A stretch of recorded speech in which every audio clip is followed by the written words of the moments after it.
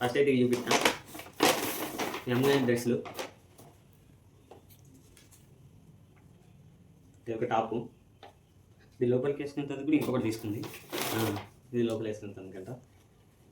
ఇది లోపలికి టాపు. మళ్ళా నేను ఏం తీసుకోమని చెప్పిన అమ్మగారికి మస్తు నచ్చింది. సూపర్ క్యూట్ పాప అమ్మగారి దిల్లనైతే. నేను ఇంకోటి, ఇది కూడా హైలైట్ ఉంది అమ్మగారికి. అట్లనే చూడాలి మీరు ఖచ్చితంగా. ఇది నాకు చెప్పులు, నాకు లేవని చెప్పేసి చెప్పులు తీసుకుంది. చెప్పులు నాకు 2 జతలు చెప్పులు సారీ. ఇదంతా ఓకే. అసలు దేనికి షాపింగ్ అని చెప్పేసి మీరు అడగచ్చు.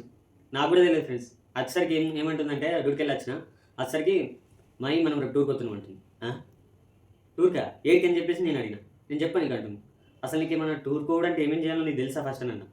తెలుసు, ఫస్ట్ షాపింగ్ పోవాలి అని చెప్పేసి తక్కువ షాపింగ్ తీసుకుపోయి ఆమె డ్రెస్సులు లేకుండా డ్రెస్సులు అనేది తీసుకున్నాం. ఏ తర్వాత నాకు చెప్పులు లేవంటే చెప్పులు తీసుకుంది. అన్నీ తీసుకున్నాం, అయిపోయిందా?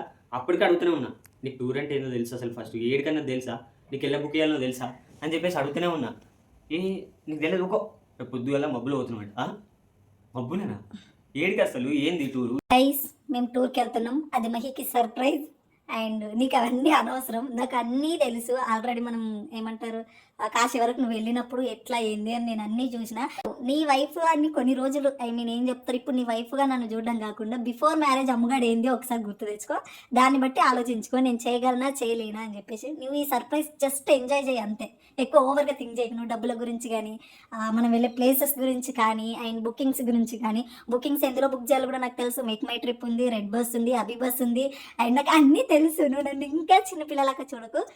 నువ్వు టూర్లు అంటే ఊరికే టెంపుల్ తీసుకెళ్ళి బుర్రపాటు చేస్తావు కదా.